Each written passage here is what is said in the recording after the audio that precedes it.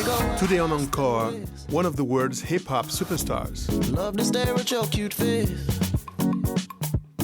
So blessed, give praise. Hi, Akon. How's it going? Welcome to Paris. Pleasure. So how does it feel for you being back in this city? Has it got a very special place in your heart? Paris, I just wish the weather was better. I would like to see more sun coming here, but it's definitely a special place because a lot of my neighbors live here. And I definitely think that this is a cornerstone of breaking anything entertainment, so it's no way you can do anything entertainment-wise without coming through Paris for Europe, for sure. I got somebody that I wanna let go, but it's something about that booty that I can't let go. Said I got somebody that I wanna let go, but it's something about that booty that I can't say no, oh no, can't say no. You are currently releasing many albums with a different influence, African, American, Latino, and pop, international pop. So my question is, are you trying to take over the world, Mr. Akon? I wouldn't say take over the world, but I am trying to fulfill my passion musically. Yeah? Because this is something I always wanted to do, you know?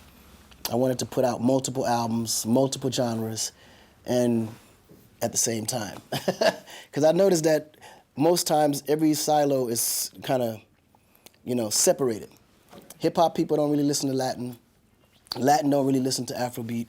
So it was always them things where if I put out different genres for every audience, then I can just market to that audience, whatever that genre is, and the albums wouldn't interrupt each other.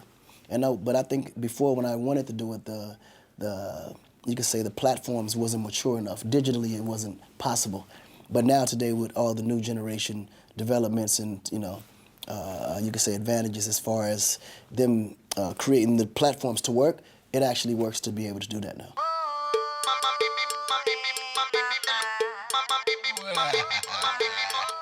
One of these albums is El Negrito, blending reggaeton with merengue and many other styles. Yeah. So can you tell us more about this concept? Yeah, well, you know, Latin album was El Negrito. I always wanted to do that, like since the beginning. If you follow my career, you'll notice that all my songs always had Latin remixes, if you listen to them, and all the way down to the first record, Locked Up, you know, that had Vulture, and then I Wanna Love You had Tego Calderon, and then I branched off to do Danza Kuduro with Don Omar, you know, so it just continued going on with Aventura, you know, All Up to You. So these kind of collaborations always worked with me. Always, you know, was right next to a hit record that I released shortly after. So at this time, I wanted to do a whole album under that market because everyone was wondering if I was going to ever do a Latin album in the Latin community. So I figured I had to do it.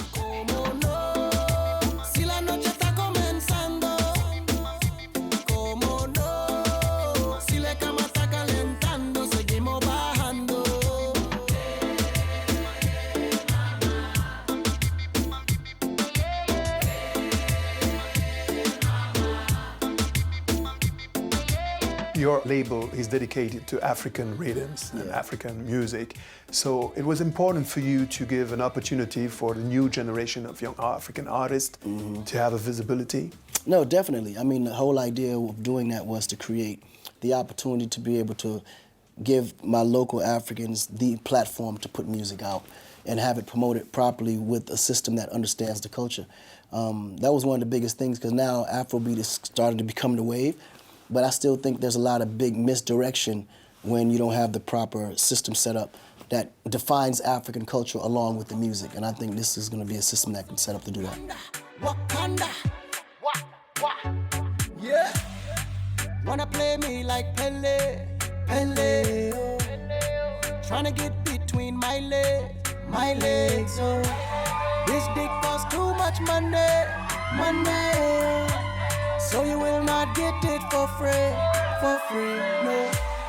I always felt like music was to bring people together. You know, we understand our cultures through music, we party together through music, we deal with our triumphs, we deal with wars, we deal through peace. Everything all came through music. And a lot of times when there's an issue of conflict, music is the one thing that brings everybody together. Or when there's something to celebrate, music is utilized to bring people together to celebrate. So I always felt like when we can take all the genres, mix them together, it will bring people together to educate each other about each other's cultures.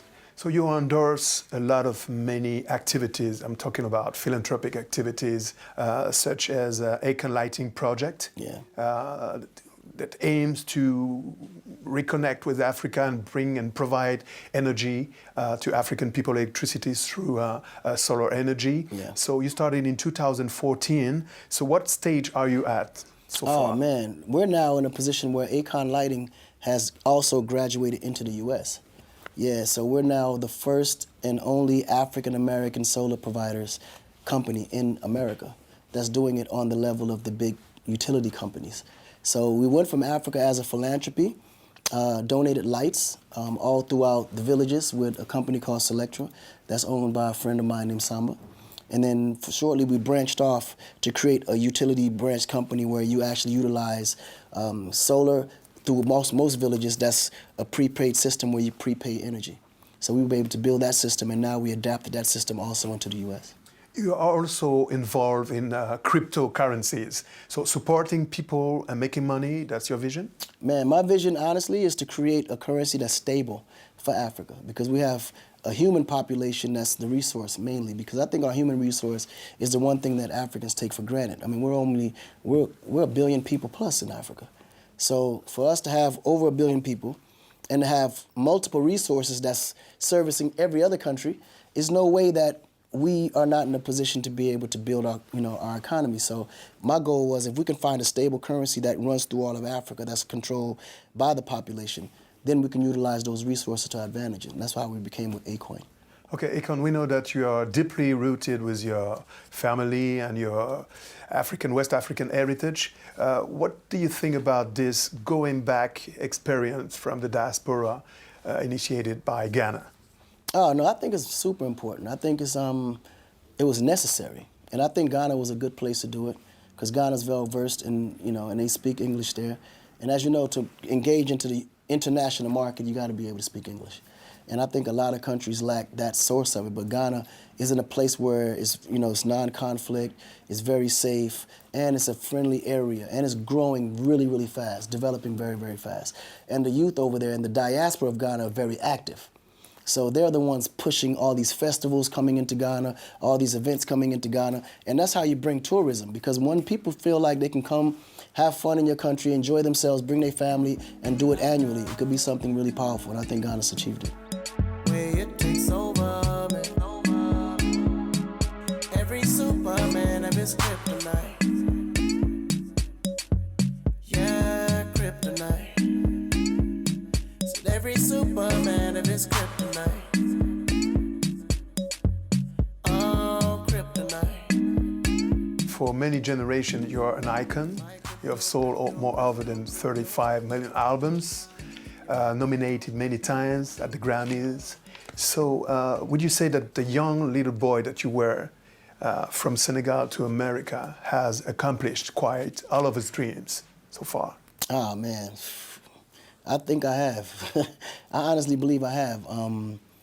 If I died tomorrow, I'd be completely happy. I think everything that happens to me at this point I always looked at it like a bonus, because I never thought at this point I would even reach this far. So I'm super happy.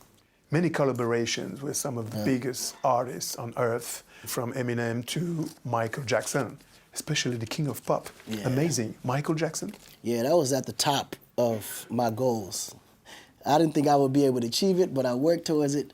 But once I achieved it, music became something of a hobby at that point, because I knew that, my goal has been met, so what do I do now? And that's when I decided I wanted to build my legacy and go into Africa, help the infrastructure there, and help to build my continent, but at the same time utilize that to unite the people around the world through music. So Akon, I have one last question, but not least. Are you running for the presidential election in the United States of America for 2020? You know what? I seriously considered it. I registered, I put together my campaign team, I did everything ready to go. And then I thought about it. If I run for president now, at this age, I'm going to be way too young to put out another record. And I know as a president, I couldn't put out another album. So I said, you know what, let me wait, put out some albums first, get it all out of my system, and then I'll run for president, when I slow down and get a little older. Thank you very much. Thank you, brother.